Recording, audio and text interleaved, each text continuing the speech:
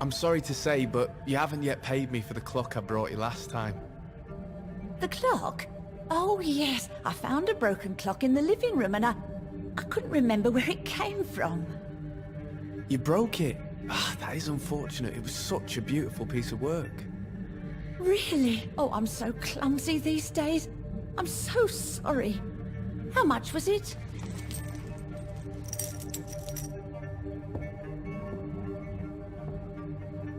This'll be enough. I can't make you pay the whole price if it's broken. That's so kind of you. I'm going to make some tea now. It will be enough until the next time you forget it, you old bat.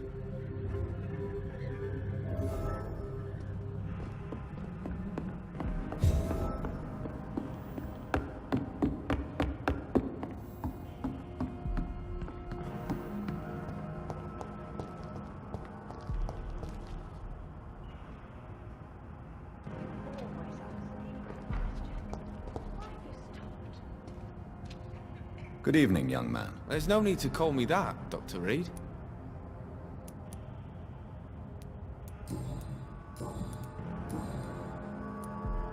It's time to confess, Martin. You've exploited Miss Gillingham's weakness to your own advantage, have you not? All I've done is smile at her and be kind to her. I've done no other harm than giving her what she needed. This is no crime. You really are convinced you did nothing wrong? Young man, you are a fascinating case of shameless selfishness. You can blame my folks for that. They taught me never to expect nothing from anyone except lies. So it's bad parenting, then? How convenient. Where are your parents? 6 feet under, I suppose. When the flu had weakened my father enough for him to be too weak to punch me, I figured it was time to run away. Is that why you let them die of the flu? Because your father was beating you? When the epidemic started, last summer, I begged them to leave town. Neighbors were dying, houses were looted, but they chose to stay. Do you have any regrets about what happened? I haven't got regrets, but sometimes I'd like to make sure they're gone. Dead for good. Like, it helps me sleep. Show me what you have to offer then, Mr. Nightingale.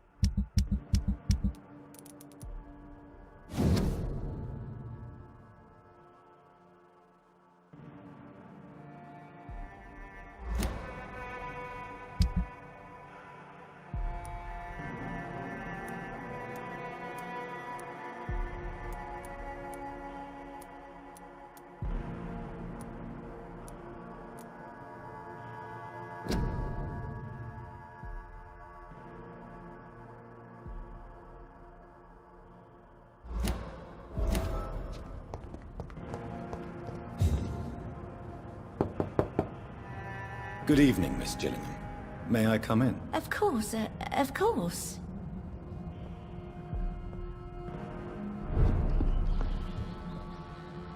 So, Dr. Tippets, what brings you back here? We haven't talked in quite some time.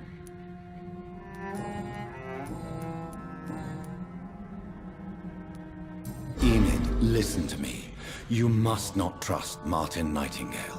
Do you understand? Martin reminds me so much of my Jack. I've not seen him here in quite some time. Martin is not your son, Miss Gillingham. He's taking advantage of you. No, Martin is not my son. My son's name is Jack. He always takes such good care of me. Who is this Martin you speak of? Please listen. Martin is a young man who extorts money from you. Because of your vulnerability, miss. What are you attempting, Dr. Tippets? If this is some kind of new experimental procedure, well, I do not like it one bit. Tell me, Enid, why do you feel guilty about your son? I know I'm a burden to my Jack. I know my mind and my thoughts are drifting away. I'm so sorry. I can't help it. This is not your doing, Miss Gillingham. You do not have to apologize for your condition. Of course I don't, Doctor. I've done nothing wrong, I swear it. What exactly are we talking about here?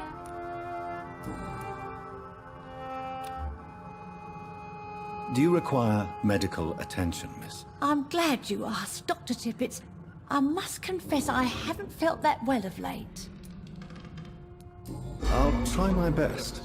Here, take this. And please, try to get some rest. Thank you, Doctor. Thank you very much. Goodbye, Miss Gillingham.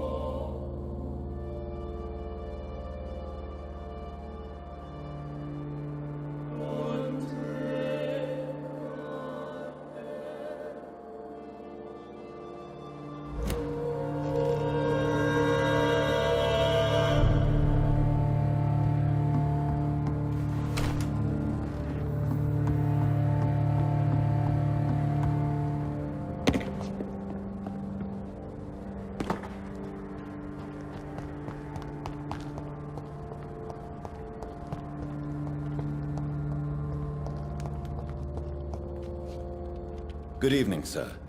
I'm glad to see you safe. I am not safe. I should never have come back here. My life is in danger. I know it. You're much safer here than in that contaminated area. Bullets kill people quicker than diseases and epidemics, Dr. Reed.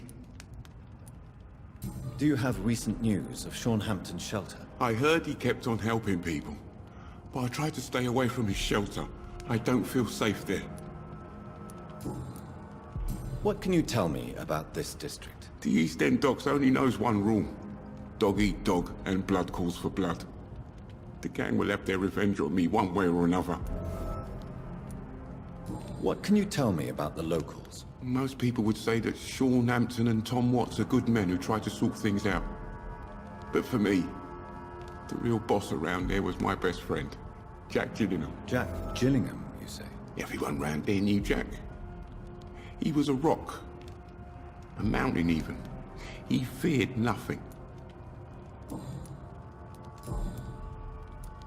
Your friend Jack has something to do with you fleeing to the contaminated area where I found you. I want to know more. Jack is dead. That's all you need to know. Dead because of me. So much violence. So much sorrow. All of that because I refused to be insulted again.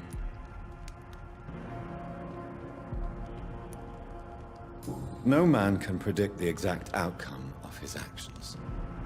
It's the curse we have to live with. We can only gamble and do what we think is best. Perhaps you're right. The district was doomed before I was born.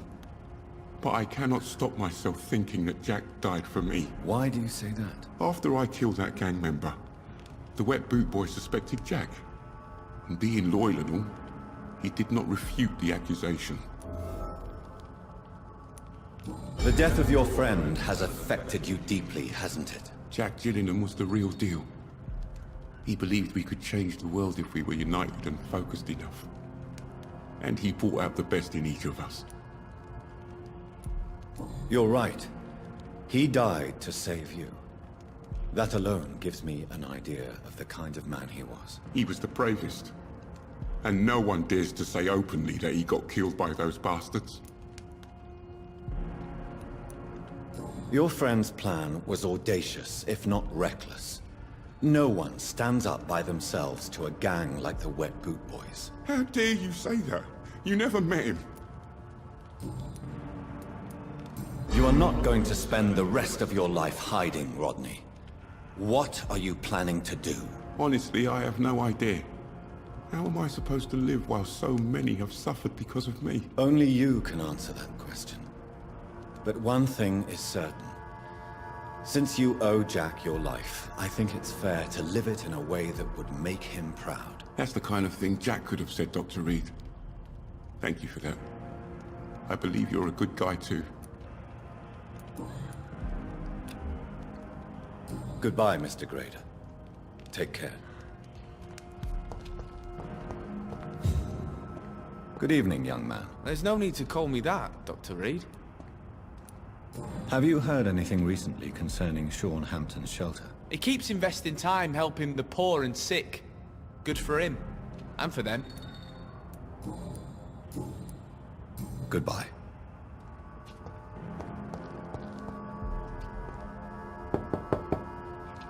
Good evening, Miss Gillingham. May I come in? Of course, of course.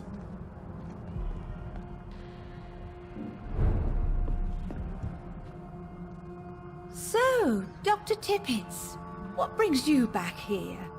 We haven't talked in quite some time. Have you heard anything recently concerning Sean Hampton's shelter? I've never heard that name before, I'm afraid.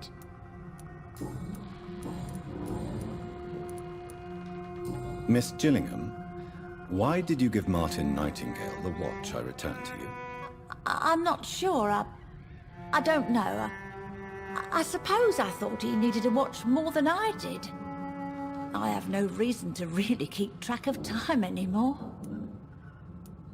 Why don't you need to keep track of time? I've spent my entire life marching to the tick of clocks and the ringing of bells. At my age, it's nice to finally be rid of those burdens. On my time. But it was your son's watch, Miss Gillingham. It was, wasn't it? I'm relieved you found it. Besides, it's more useful to him anyway. Goodbye, Miss Gillingham.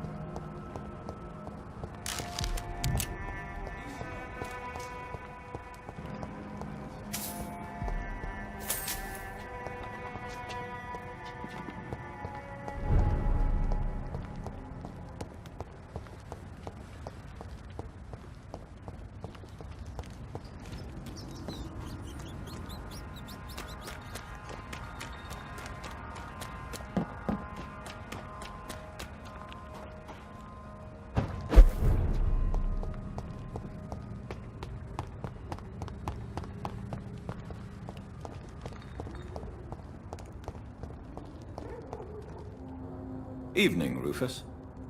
Evening, Mr. Reed. Heard anything about Sean Hampton's shelter lately? Well, I heard that Mr. Hampton has been very sick, but now he's better.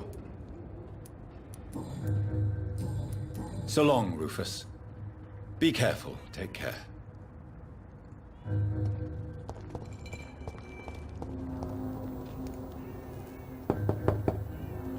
Good evening, Mrs. Fishburne. May I come in, please? Of course.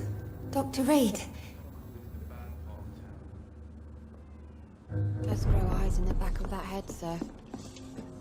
What can I do for you, Dr. Reed? Do you have any news about Sean Hampton's shelter? I just heard the sad saint keeps on helping the sick and poor. God bless his soul. Goodbye, Miss Fishburne. Take care of yourself.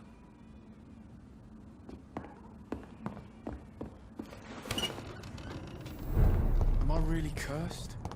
It would explain so much.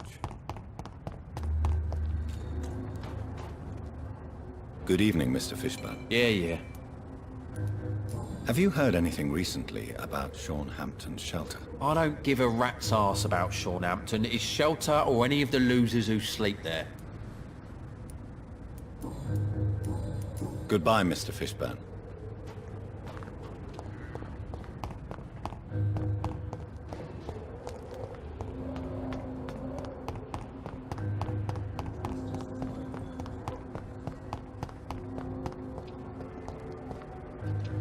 Good evening, Mr. Woodbeard. Good evening to you, my young doctor. Do you have any recent news on Sean Hampton's shelter? The man is still here. He's trying to help others despite the terrible things he endured. I'm impressed. Goodbye, sir.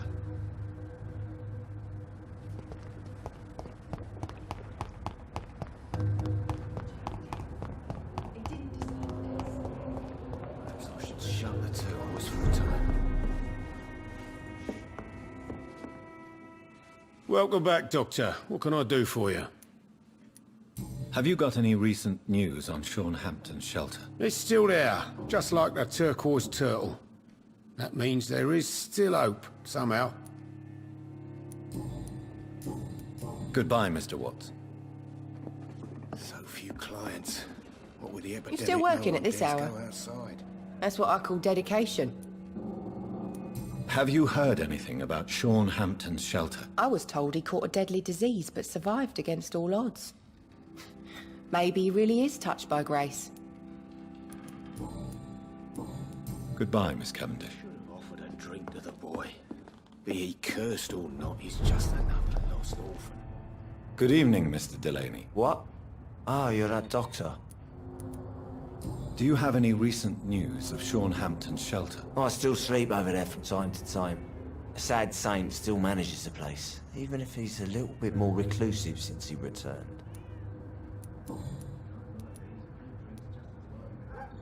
Is there anything in particular that you like about this part of town? Except for the cheap drinks, I mean. How dare you say such a thing? I love this neighborhood. So friendly, so joyful. Is it true Sean Hampton saved your life? Yeah. The sad saint grabbed my soggy ass and brought me back to the pier after I fell into the canal. I was a wreck back then. And yet you're still drowning in cheap liquor. Sean Hampton really acted like a saint that day. But I suppose I'm just another lost soul who doesn't deserve to be saved. Goodbye, Mr. Delaney.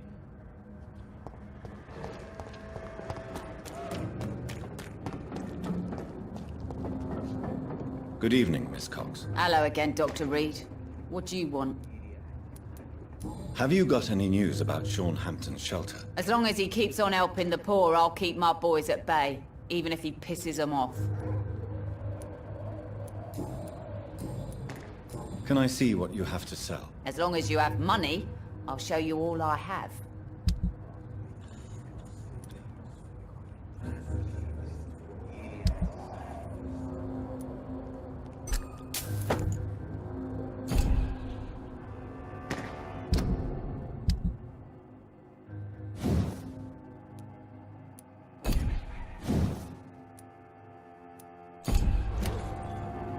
Good evening, Miss Cox. Hello again, Dr. Reed. What do you want? Can I see what you have to sell? As long as you have money, I'll show you all I have.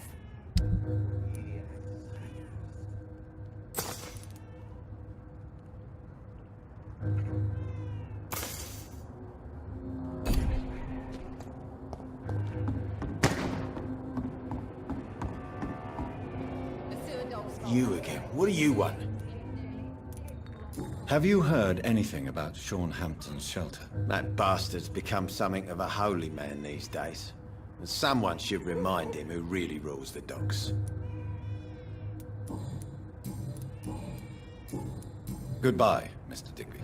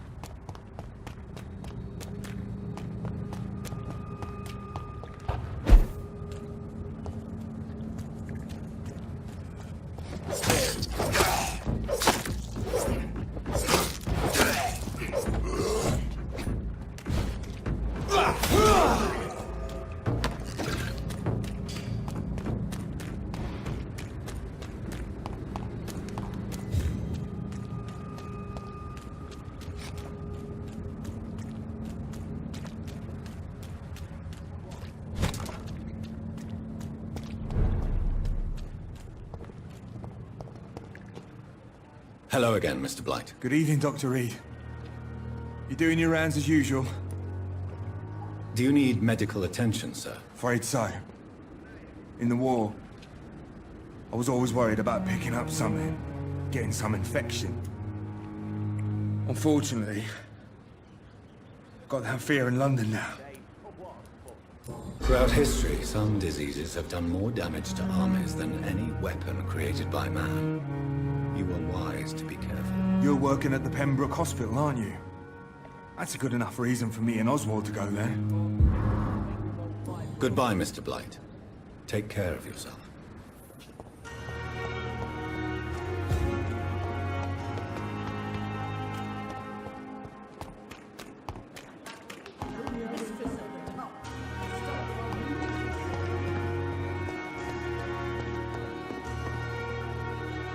It is good to see you again, Jonathan. How are you? I'm better than one might expect, Lady Ashbury. Dr. Swansea has asked me to investigate the recent disturbances in the hospital, caused by skals.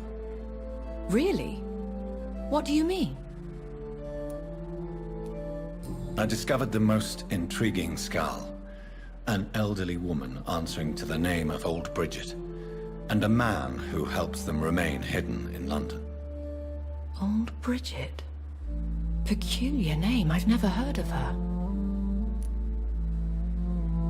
According to Old Bridget, skals can lead a peaceful existence like us. They are even able to nourish themselves by feeding on corpses and the flesh of the dead.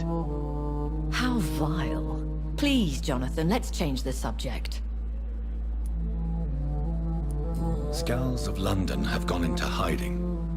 Both mortals and immortals plot their extermination. Yes. Skals are the orphans of the Vampire Society.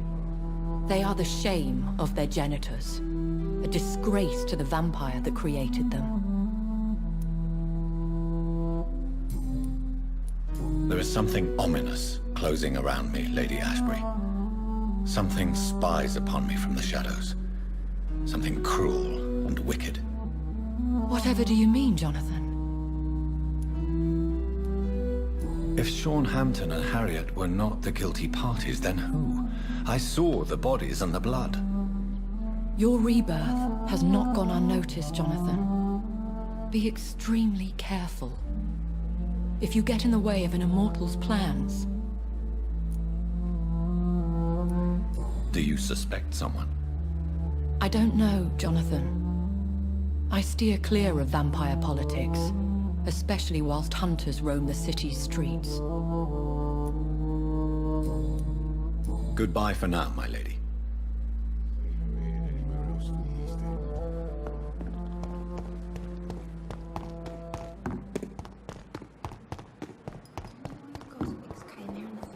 Disgust on every street corner.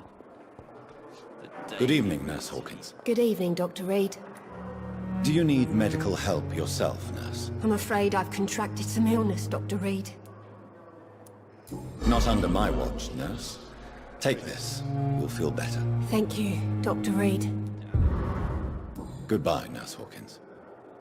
It's here again.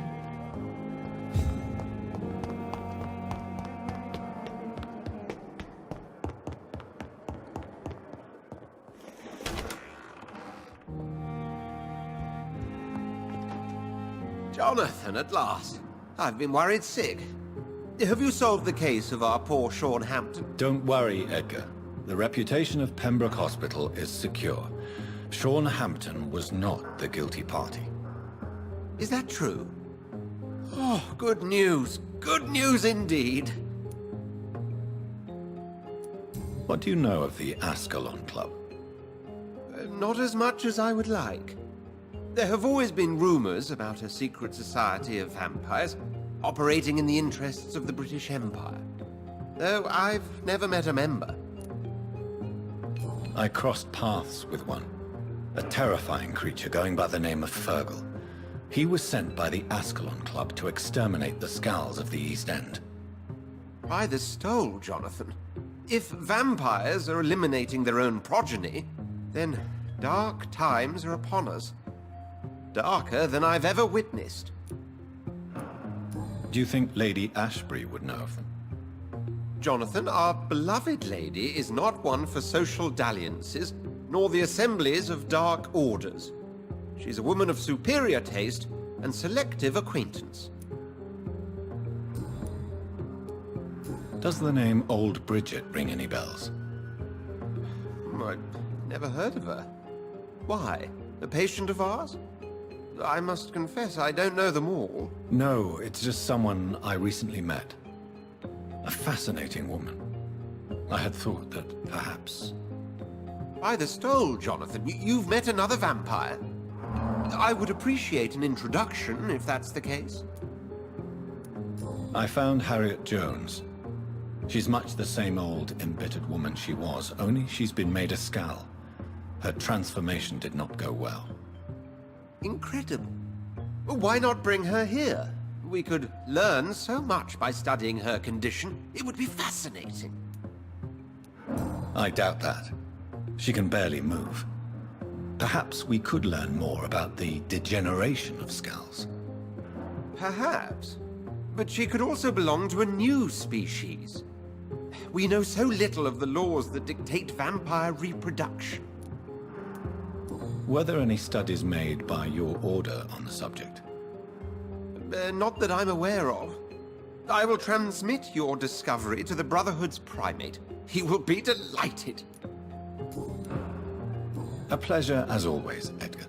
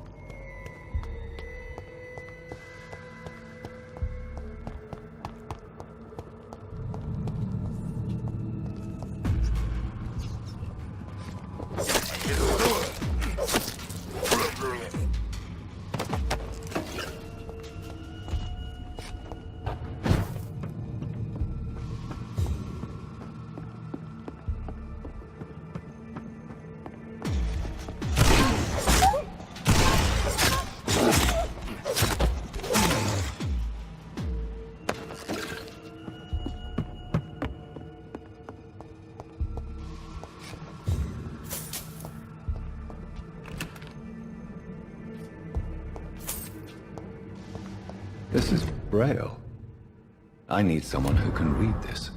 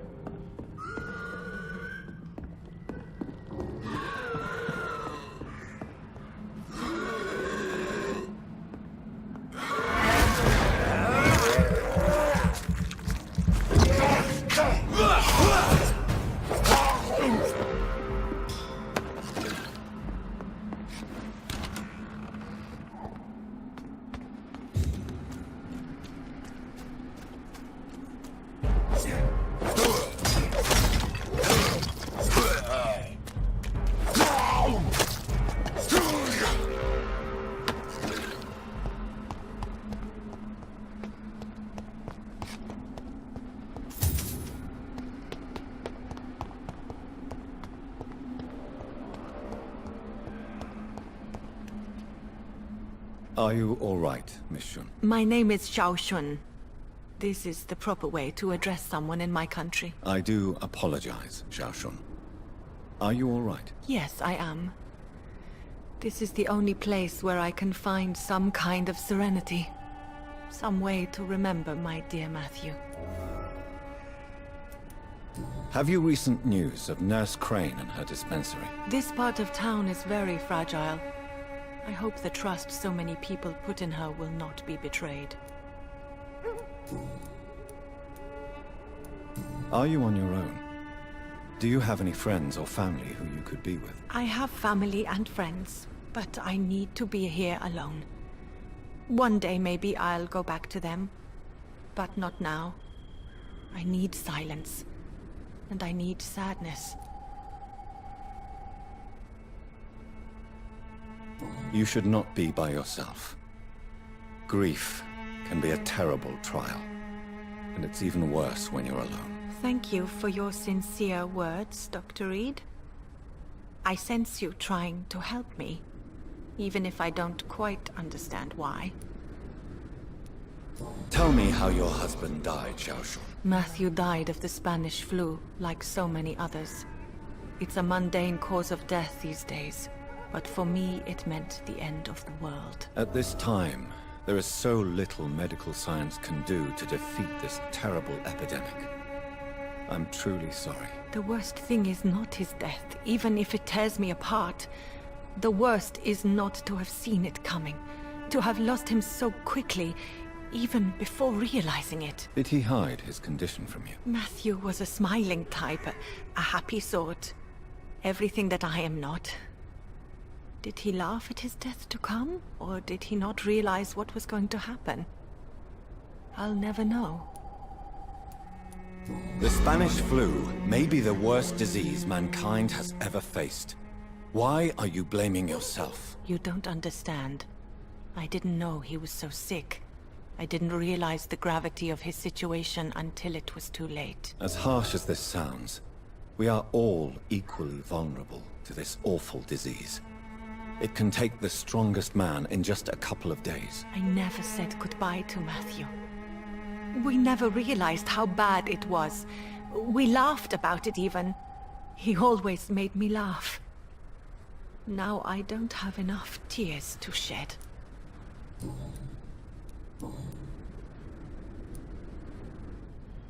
Are you a doctor yourself?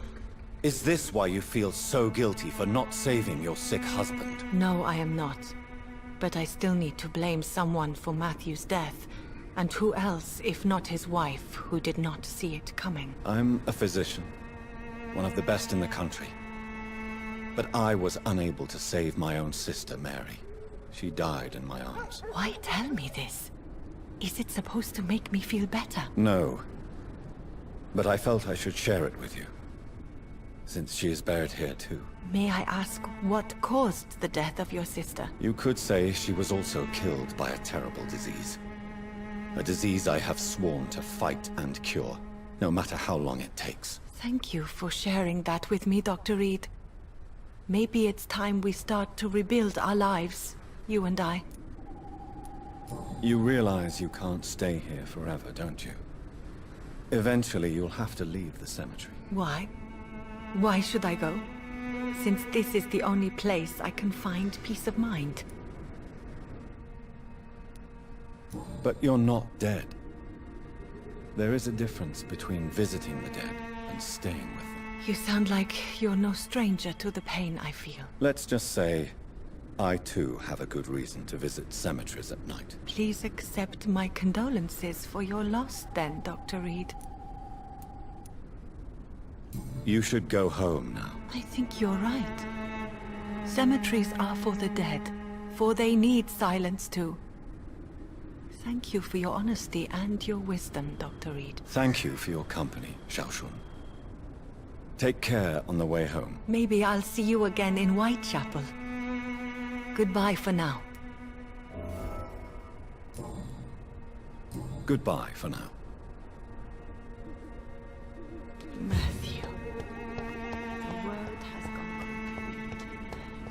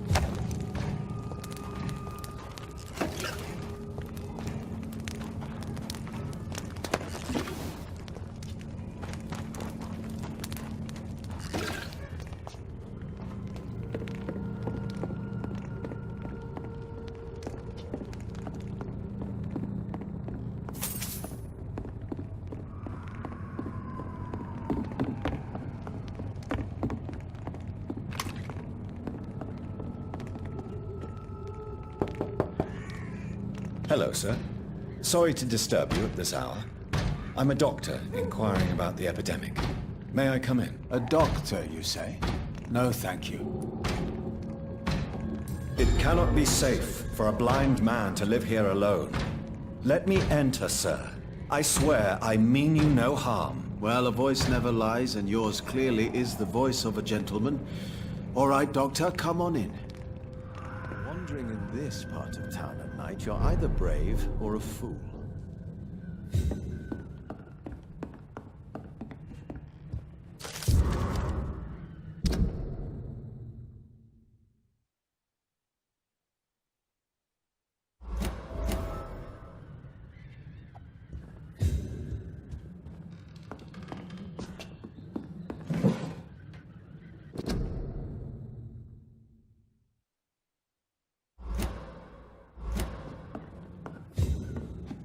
What kind of gentleman pays visits to people at this late hour?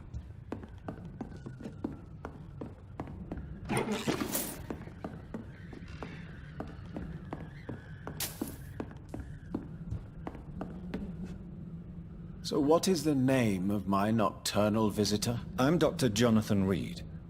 As I already explained to you, I'm inquiring about the epidemic. Dr. Reed? The eminent surgeon? My God! I'd never have expected a brilliant physician like you to knock on my door. You flatter me, sir. No, sir, I am flattered. I read all your work when I still had my sight. I loved it. I'm Mason Swanborough, by the way. Have you heard anything about Nurse Crane and her dispensary? I think I've heard my sister talk about her. I wasn't paying much attention, though. And what else have you learned about me, Mr. Swanborough? I know you assisted Professor Carell in France, and that you invented a new blood transfusion method based on his work. Yes. Those were frustrating but exciting days. I loved it. Yes, the thrill of research and discovery. This is what drives people like us, Dr. Reed. Oh, how I envy you. Does someone take care of you in this isolated place? My sister Loretta and I have our daily routine. Every morning and evening she comes by so we can talk and eat. Then she leaves and I stay. Do you not appreciate your sister's visits? Loretta is the best and worst thing that happened to me. And I believe she could say the same thing about me. Where does your sister go? Well, let's just say she earns enough money for us both. What's so amusing about that? I won't hide the truth from you. Loretta sells a fake miracle elixir to the sick people of Whitechapel.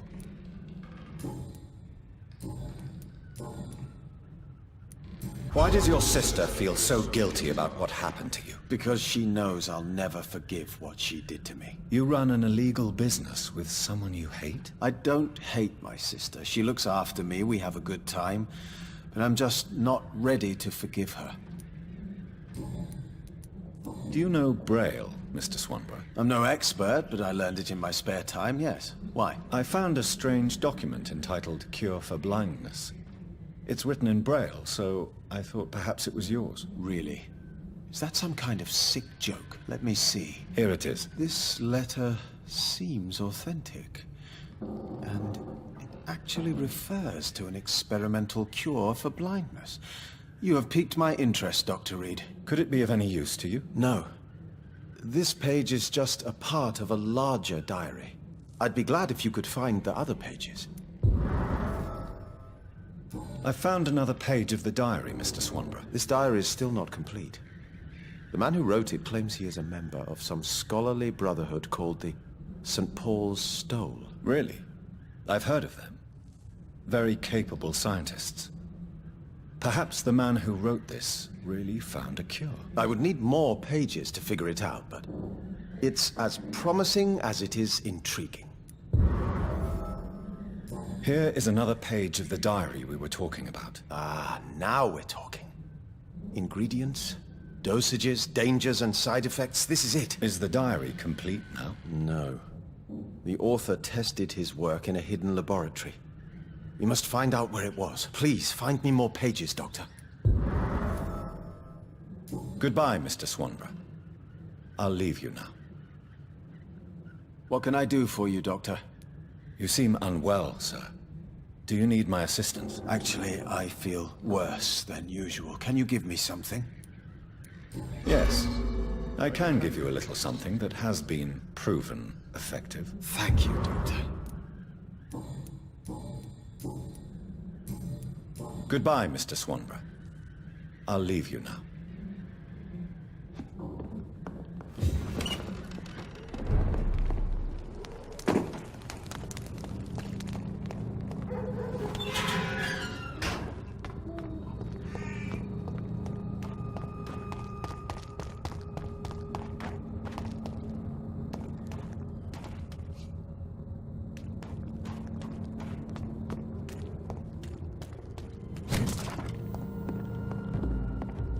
There's safer places to be than here.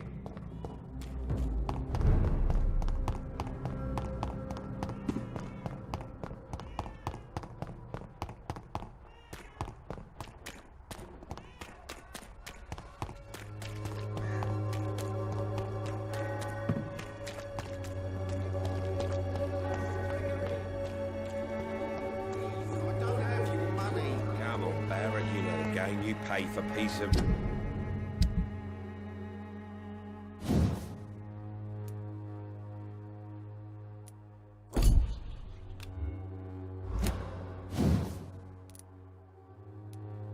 Mine. Can't you? You again? Goodbye. Cheap price, good quality. Fancy buying something, sir? You never lose your focus, do you? Right then.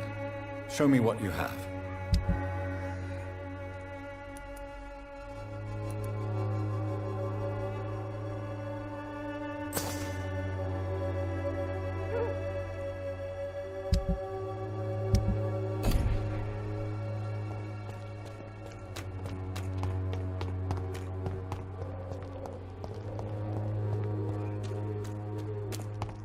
Who distribute flowers at this hour?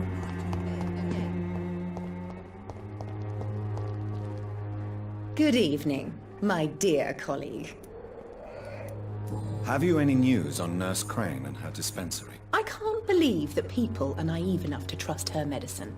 She's just a shady nurse with good connections.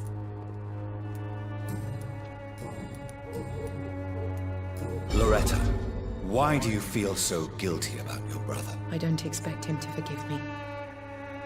All I can do is make amends for what I did. By making him a crook and a criminal. What if somebody decides to make him pay for your scam? Mason is totally capable of defending himself. Just leave us be. We're perfectly fine. Don't you think he needs to be somewhere he can receive appropriate medical care? Mason wants to be useful, can you understand that? And chemistry is his passion. And the Swanborough cordial gives him a purpose in life.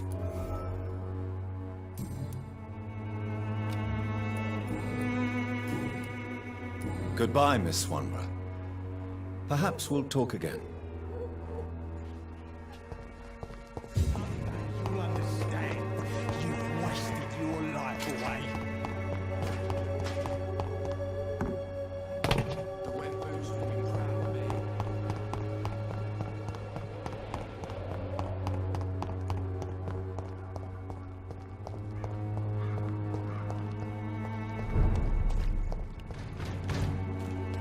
It's one of them!